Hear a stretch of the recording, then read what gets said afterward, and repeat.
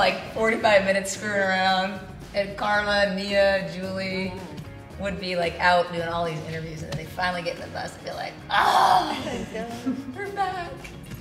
They just left a van after a while. Yeah, we can't wait this long. We're hungry.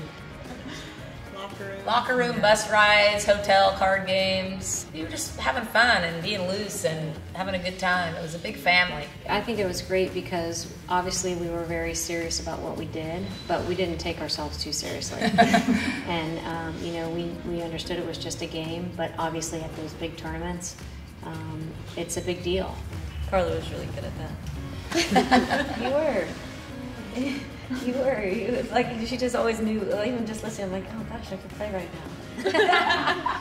But she always knew like the time and the weather to get you fired up, or like, oh, don't worry about it. Or, and I think that was just so strong. Like me, it was touching on leadership. It was great. You got Carla that could come with, and Jules would be like, come on, you know, getting all her psyched up. But yeah, it was. I just remember there was so much laughter. As hard as we worked, I mean, and we worked incredibly hard and set very high standards, but I can't remember one practice where there wasn't laughter. I wish they could have seen that skit. Yeah. Oh my gosh. Maybe Tish can reenact it for you. Would you do that? No. Not on live television. For me, I was kind of the young kid on the team, and as I said before, I literally grew up on this team, and I just feel so fortunate to have been a part of it and to learn from all these amazing women. And I mean, not just about soccer, but about life. And I joined the team when I was 17, and these were like all my sisters and my moms at certain times. And I just feel so fortunate to have been a part of that and to have them still be my best friends. And even though I don't see some of them very often, I know they're only a phone call away, and there's this immediate bond because we've all been through the same thing together, and it's like you haven't missed a beat.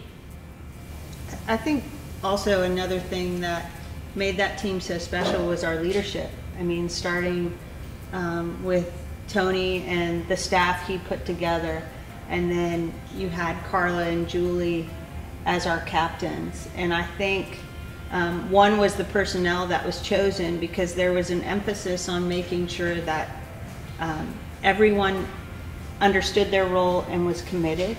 So you had this kind of selflessness of this team, but also on the field with regards to our leadership. Yeah, I think you never felt alone out there. So when you're there, you're competing, whether you're defending or going, you knew someone had your back. And I think that's a really strong feeling as playing in any team sport, that you know that you have all these women have your back. And I think the other thing was so great, we were all so different. We had strengths, like we knew what Mia's strengths were, Carla's, and we weren't trying to be like each other, we were just being our own, and all those strengths came together during that summer. And I think it was pretty powerful to see.